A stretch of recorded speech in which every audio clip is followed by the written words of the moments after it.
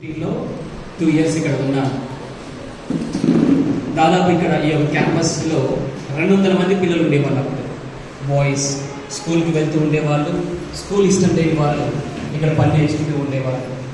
మరి ఇప్పటికీ కూడా ఇక్కడ పని నేర్చుకుని స్కూల్కి వెళ్ళిన వాళ్ళు నాతో టచ్లో ఉన్నారు.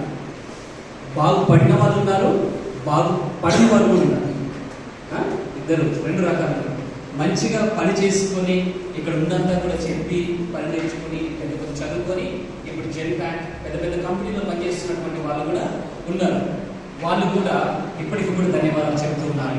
మరి అదేవిధంగా కొంతమంది మాట వినకుండా మీరు చెప్పేది ఏంటి మేమెందుకు వినాలి అని అలా కొంచెం పొగరుతనంతో గర్వంతో ఉండి ఇప్పుడు బాధపడుతున్నారు. ఆ రోజు మేము ఆ యొక్క అవకాశాన్ని ఉపయోగించుకుంటే బాగుండేది. ఇప్పుడు కూడా మేము మా యొక్క ఫ్రెండ్స్ లాగా మీకు కూడా ఒక అసెంచర్, ఒక జెన్పాక్, ఒక కంపెనీలో పనిచేసే వాళ్ళము, ఒక సాఫ్ట్వేర్ కంపెనీలో పనిచేసే వాళ్ళమని ఇప్పుడు బాధపడుతున్నారు. సో మీ అందరికి ఇచ్చే చిన్న మెసేజ్ ఏంటంటే ప్రతి ఒక్క అవకాశాన్ని కూడా వినియోగించుకుందాం. కొన్నిసార్లు టీచర్ల ద్వారా కావచ్చు, కొన్నిసార్లు బ్రదర్స్ ద్వారా, కొన్నిసార్లు ఫాదర్ ఎన్నో అవకాశాలు ఇస్తూ ఉంటారు. సో అందుకే ప్రతి ఒక్క క్షణంలో ప్రతి ఒక్క అవకాశం మనం వినియోగించుకొని మంచిగా మనము ఆ యొక్క సమయాన్ని వినియోగించుకున్నట్లయితే మనం ఏం కావాలి అనుకుంటే మనం సాధిస్తాం. మనం ఏం సాధించాలి, ఒక పోలీస్ ఆఫీసర్ అవ్వాలా, ఒక కలెక్టర్ అవ్వాలా, లేకపోతే ఒక ఆఫీసర్ అవ్వాలా అనేది ఏ అవ్వాలని మనం నిర్ణయించుకుంటే తప్పకుండా అవ్వడానికి మనకు అవకాశం ఉంటుంది. కేవలం మనం చేయాల్సింది ఏంటంటే మర్యాదగా ఉన్న కష్టపడి చదువుతూ నేర్చుకుంటే తప్పకుండా మనం ఏం కావాలి, మనం ఏ కంపెనీలో పనిచేయాలని మనం అనుకుంటే ఆ కంపెనీలో సాధించగలం. సో అక్కడ ఒక అబ్బాయి బయట సందీప్ అనే అబ్బాయి మీలాగే నుండి ఆ జెన్పాక్ కంపెనీ నుంచి వచ్చేవారు. వచ్చినప్పుడు వాళ్ళతో మాట్లాడడం, వాళ్ళతో మాట్లాడుతూ నేను కూడా మీ కంపెనీలో పనిచేస్తాను, మీ కంపెనీలో వెళ్తాను అని ఇప్పుడు ఆ కంపెనీలో చేరాడు.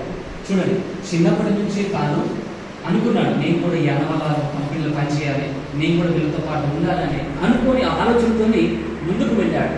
మరి ఆ అబ్బాయికి కూడా అందరికి ఇచ్చినటువంటి ఫెసిలిటీస్, అందరికి ఇచ్చినటువంటి అవకాశాలే, కానీ కష్టపడి చదివి పాస్ అయ్యి అనుకున్నది సాధించాలి. మనం కూడా ఇప్పుడు మనం అనుకోవచ్చు మేము స్లమ్స్ నుంచి, లేకపోతే మేము ఇక్కడి నుంచి, మేము అక్కడి నుంచి అనుకోవచ్చు, ఎక్కడి నుంచి అయినా కానీ మనకి ఉన్న అవకాశాన్ని మనం వినియోగించుకుంటే తప్పకుండా మనం ఏం సాధించాలనుకుంటే అది సాధిస్తాము. Thank you brother.